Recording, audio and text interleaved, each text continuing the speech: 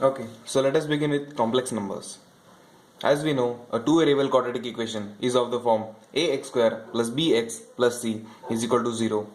So, for this equation, we have a discriminant as d, that is equal to b squared minus 4ac. Thus, this discriminant is useful in finding out the nature of the roots. So, for this discriminant b square minus 4ac is greater than 0, we have two real and unequal roots. For d is equal to 0, for b square minus 4ac is equal to 0, we have two real and equal roots. And for d less than 0, we have two imaginary roots.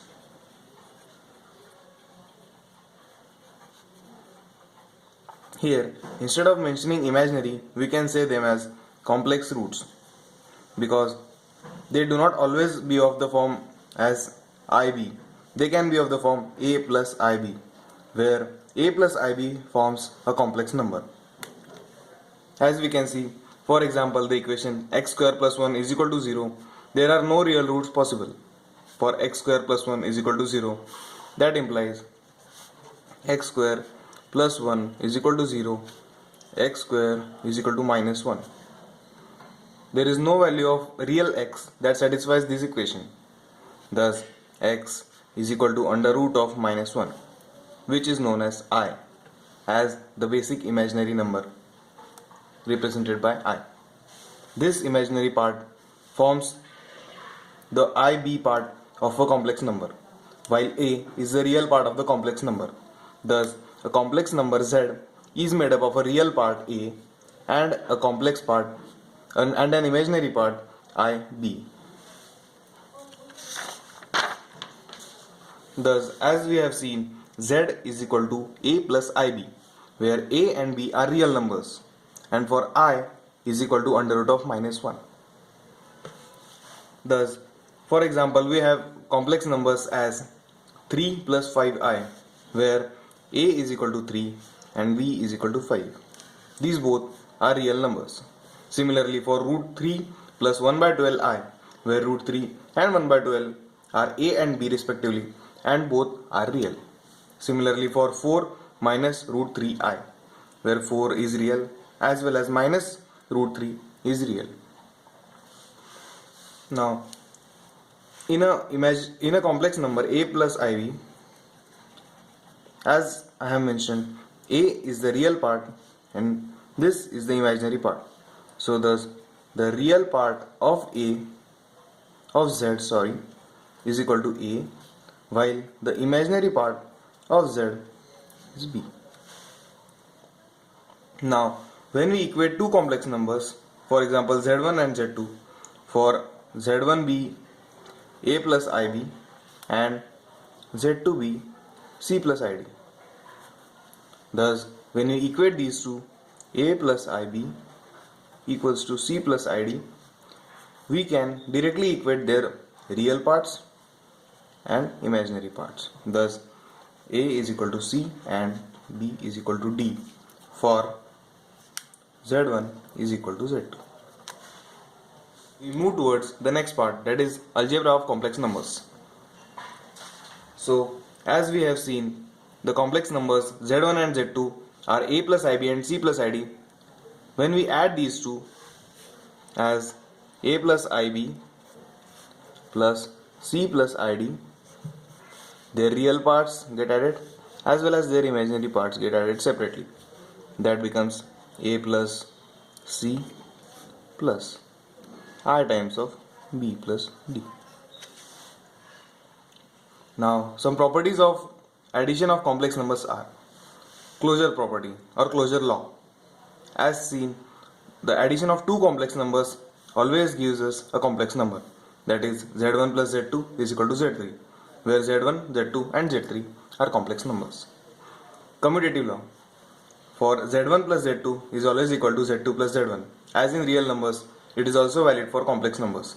Similarly is the associative law. z1 plus z2 added in a bracket then added to z3 gives us same result as z1 added to the addition of z2 plus z3. It is the same for real numbers as well. Now the additive inverse. The additive inverse of any number, for example a, b, b. The additive inverse for a,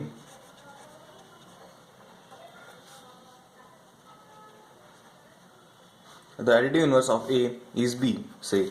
So a plus b is equal to 0 is what the property of additive inverse.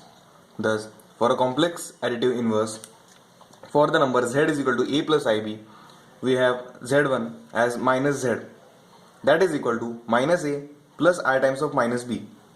Thus, when we add z and z1, we get a minus a, that is 0, and plus ib plus I of minus b, that gives us 0 again. So z plus z1 is equal to 0.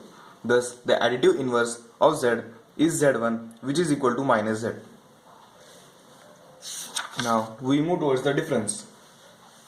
As we did for addition of two complex numbers, we have the difference of them. So when we take the difference of real part, we get a minus c, and for the difference of imaginary part, that is ib minus of id, we get I times of b minus d. We move ahead towards multiplication. For two complex numbers a plus ib and c plus id, when we multiply them, we can use the distributive law as in real numbers.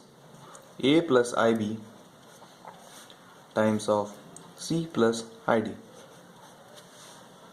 Using the distributive law, a into c plus id plus ib into c plus id, we get ac plus iad plus ibc plus I squared bd as simple multiplication results of these and this.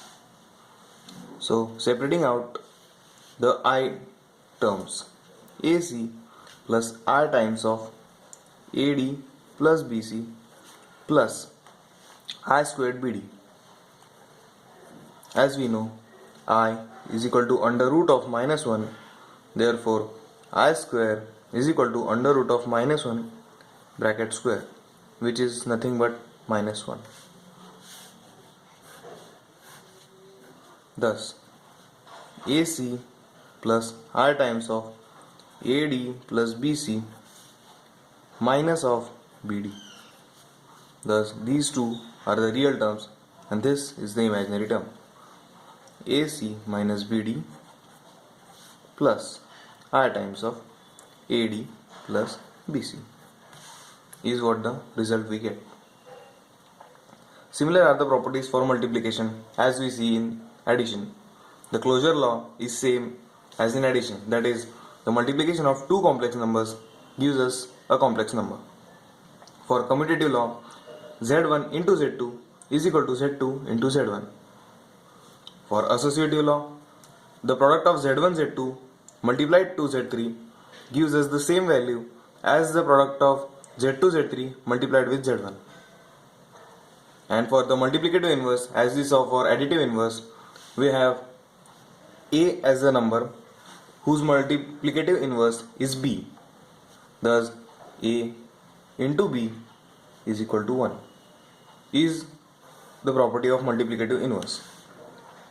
Thus, for any complex number z is equal to a plus ib, its multiplicative inverse z1 will be 1 upon a plus ib simply.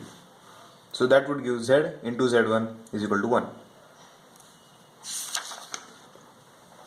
As we saw earlier, the distributive law is the same as in of real numbers, where z1 is multiplied to the addition of z2 plus z3, we get z1 multiplied by z2 plus z1 multiplied by z3.